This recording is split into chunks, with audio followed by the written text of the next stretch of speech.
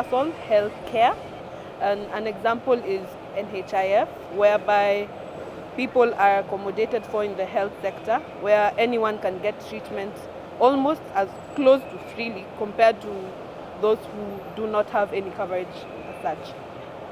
In our dispensaries and health centers, we don't charge anything. So you come there, you are seen, you go home. We have started a very rigorous process of ensuring that our people register with NHIF. In this sense, what we are telling people is that if you have more than 20 buses, can you give out one bus, which is around 6,000, for you to ensure that your family is cushioned with the cost? We have been having a lot of issues when it comes to medical bills, whereby every now it's around. But right now we have seen is that it is coming down.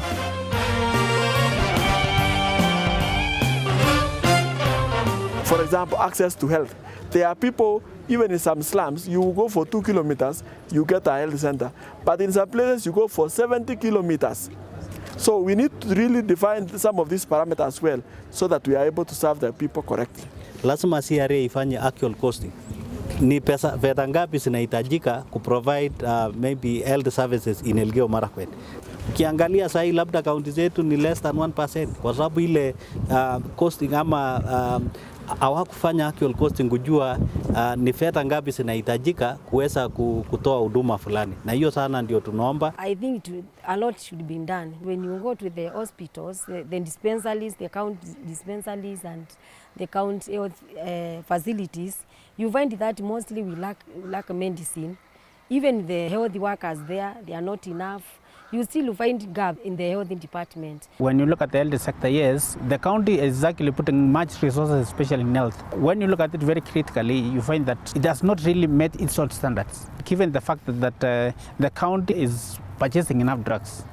But people are being sent out to go and purchase drugs, of which you find that that's another big challenge among the citizens. Ukikosa kulipa mwezi moja, hauko covered. Na umekuwa ukilipa labda 1 year na hujagonjeka. So juu umekosa mwezi moja na ukagonjeka hiyo mwezi umekosa. So why hawakusaidii? Na manual wamekuwa na pesa zako hata kama ni miaka 5. Another thing, hizi hospitali zetu mingi huku haziruhusu hiyo NHIF. Unaona?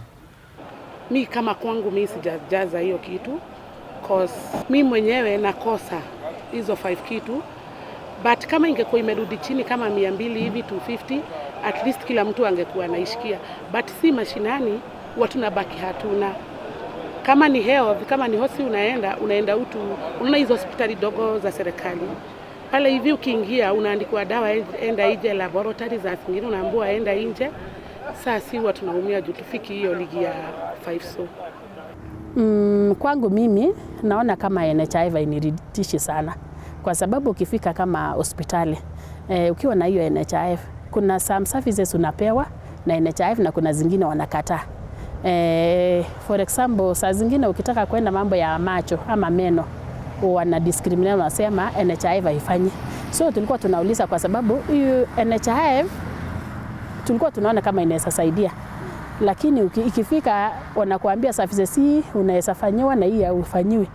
Hiyo haitufurahisha kwa sababu ukiona hiyo 500 per month ni pesa mingi kwa common mwananchi. Hiyo pesa kutoa mtu atakuwa amechikakamua na shida zingine nyingi yenye ako nazo. Our people, I don't know, they always wait up to when they are sick. That is the time they know that they require an insurance. Then they have been taking the insurance or when they want to go for like surgeries. Then immediately after that when they stop contributing. There is one thing of having an insurance, then when you are sick, you don't get medication. So ours is that when you'll be having a card, the insurance scheme, you can go to the nearest facility and get the service. So that is our challenge and I think we are working on it.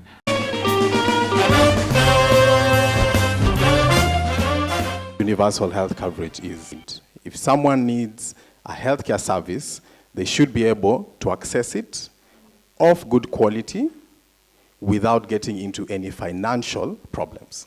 So when you're talking about a country achieving universal health coverage, it's that everybody is in. Not those who pay, not those in the formal sector, not the poor only, not the vulnerable only.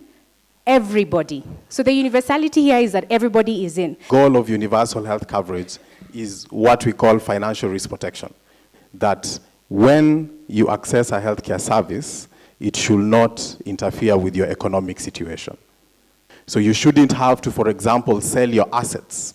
You shouldn't have to, for example, forego your food. You shouldn't have to, for example, forego paying school fees because you have to pay for healthcare services. So if you need a healthcare service, it should be available, it should be of good quality, you should be able to access it and utilize it, and you should not get into financial problems. That's what universal health coverage is.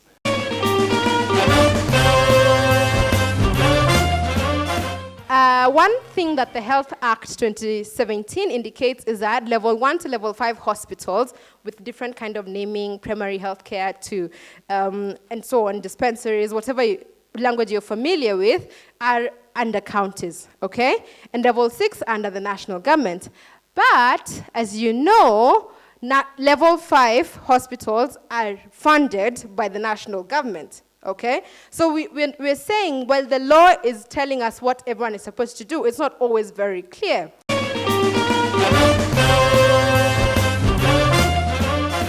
Number one, let's not get into financial trouble. Let's not get poor. Number two, let's have access to the services that we need, not the services that we want. And number three, as we seek to do that, we must do so equitably.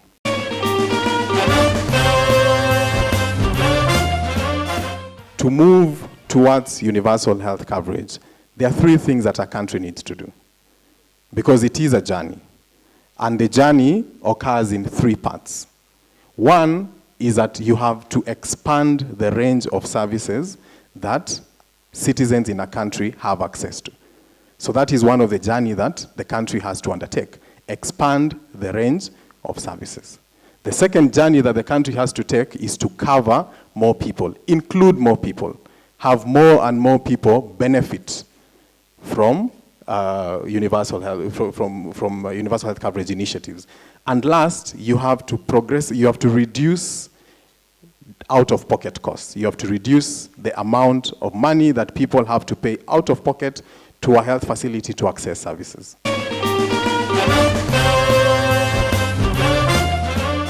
Beyond the financing in health, there is the access to quality medicines, there is the information systems, there is the health workers that need to be there, there is leadership and governance. We have the key constraint that resources are limited. So within the health sector, you will always have more healthcare needs than the resources that are available to provide for those healthcare needs. The other thing is that universal health coverage is a journey. It cannot be achieved overnight, okay? It cannot be achieved overnight, which means you have to achieve it progressively. So if you're going to achieve it progressively, then you have to progress in a fair manner. The county is supposed to be doing the right thing, and some of them have made an effort, and you'll see in this document. There are actually some counties where you have more specialists than you have general practitioners, but they'll come back now as specialists. The surgeon will not see people in outpatient. The obstetrician will not see people in pediatrics. So you have doctors, in theory, you have propagated equity, efficiently or not. So in health economics, we have this struggle, or rather we call it a trade-off, between efficiency and equity. And it's not believed you can achieve one and the other at the same time. Every time you achieve efficiency, it is believed you give up equity. This is a situation in which, in the pursuit of equity, we have lost both equity and efficiency.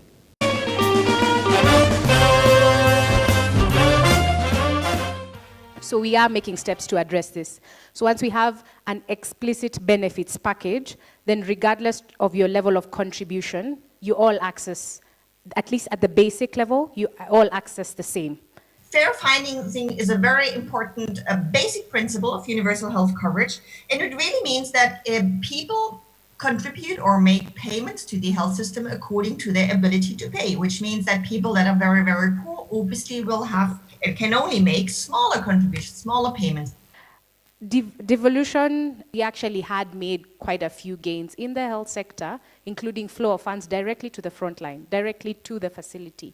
So the facility could purchase what they need, they could hire who they need. If they need a car roll, they hire a car roll. If they need fuel for cooking, they buy that. People to have, improved health being, we have to target health rather than just healthcare.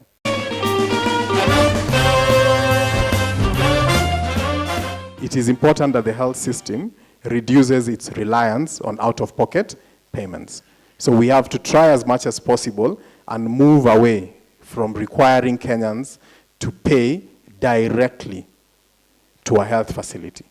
We have to move it to a situation where they pay through what we call prepayment means. They pay through means that do not push them into poverty. And then, of course, we have to move away from asking Kenyans to voluntarily pay for health insurance. Because when you ask Kenyans to voluntarily pay for health insurance, it's very hard for you to increase coverage. So we have to find a way of including them without using a voluntary mechanism. And as I mentioned, we have to remove barriers for the vulnerable. So we have to ask ourselves, who are the vulnerable in our society? Is it the women? Is it the children? Is it the elderly? Is it the disabled? And so on. What barriers do they face? And how can we break down those barriers? And then we have to strengthen accountability structures to ensure that we minimize discrimination in facilities.